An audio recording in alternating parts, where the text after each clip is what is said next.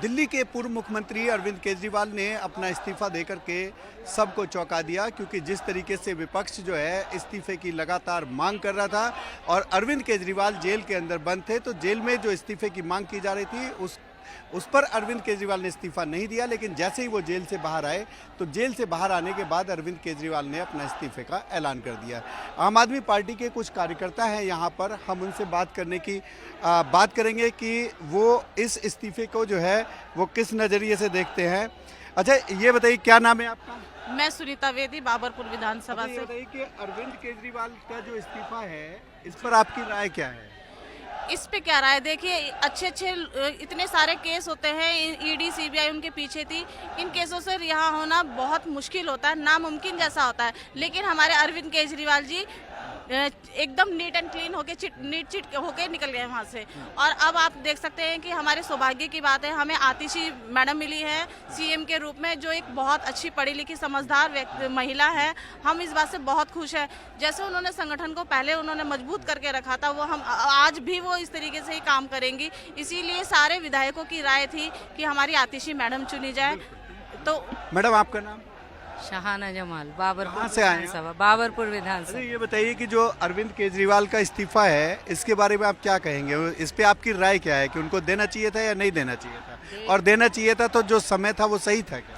समय बिल्कुल सही टाइम पर उन्होंने दिया है। इतिहास में दर्ज होगी ये वाली बात कि उन्होंने इस्तीफा दे के संविधान का नाम, मतलब संविधान का मान बढ़ाया है।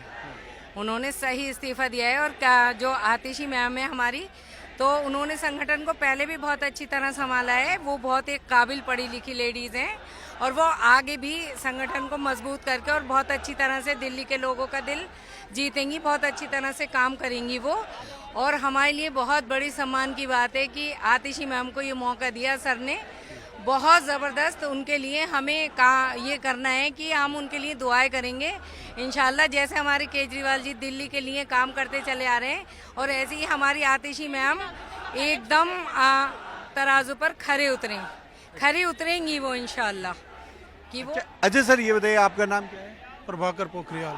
अच्छा सर, ये बताइए कि जो अरविंद केजरीवाल ने इस्तीफा जो है वो दिया है, उस पर आपकी राय क्या है? मुझे याद आते हैं राजनाथ सिंह जी। राजनाथ सिंह जी एक हमारे ऐसे मंत्री हैं, अगर बीजेपी में किसी पे भ्रष्टाचार का आरोप लग जाए या कोई रेप का आरोप लग जाए और जो प्रूफ भी होता है, तो हमारे राजनाथ सिंह जी की एक स्टेटमेंट मुझे हमेशा याद आती है कि बीजेपी में इस्तीफे नहीं होते। ये अरविंद केजरीवाल ही हैं, ये ईमानदार हैं। इसका प्रूफ उन्होंने जब 39 दिन की सरकार चला रहे थे, एक छोटा सा काउंसलर भी बीजेपी का बड़े बड़े एलिगेशन लगने पे बड़े बड़े मंत्री जो हैं अपना पद नहीं छोड़ते। उन्होंने दूसरी बार ये पद छोड़ा है, और इससे बड़ा ईमानदारी का और कोई उदाहरण नहीं हो सकता। बिल्कुल, यहाँ पर कुछ और भी लोग हैं। आप बताइए कहाँ से आए मैडम? हम तिमारपुर विधानसभा से, मलकागंज वार्ड से हैं। अच्छा, ये बताइए कि आज तक किसी भी मुख्यमंत्री ने अदालत से छूटने के बाद इस्तीफा नहीं दिया है, लेकिन अरविंद केजरीवाल ने दिया है, तो इस पे आपकी राय क्या है? देखिए, सबसे पहले तो मैं केजरीवाल जी के हम साथ हैं और उनको इस बात के लिए बधाई देते हैं कि जो सत्य है वही सच है।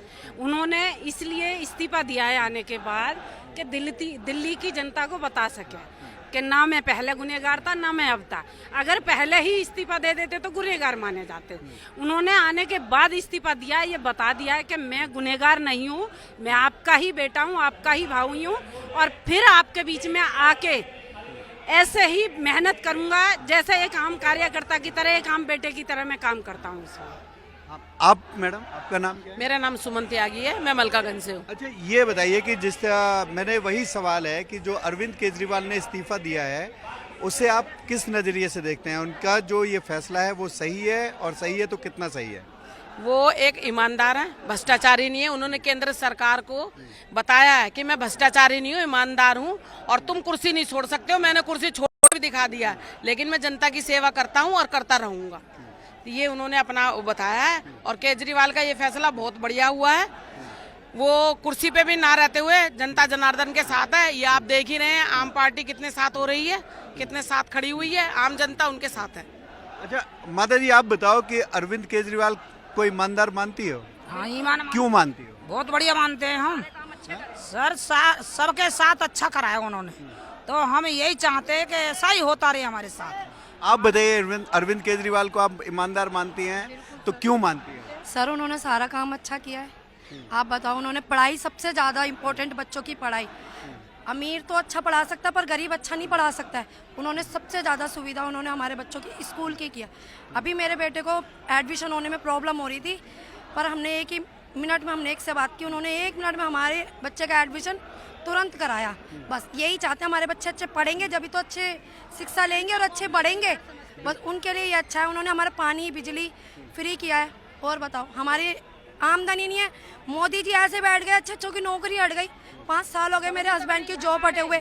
अगर उनके जॉब नहीं है, सोचो अगर आज हम 200 रीडिंग फ्री नहीं होती ना, तो आज हमारे घर में बत्ती भी नहीं होती, हमारे बच्चे अंधेरे में पड़ रहे थे, क्योंकि हस्बैंड की जॉब नहीं है तो हम बिल कहाँ से भरते हैं। 200 रीडिंग फ्री है ना, तो उनका शुक्रिया है, अब भी है, आगे भी और हमेशा ही रहेगा। और हम चाहते हैं दिल्ली में जब भी आए अरविंद केजरीवाल ही आए और कोई ना आए।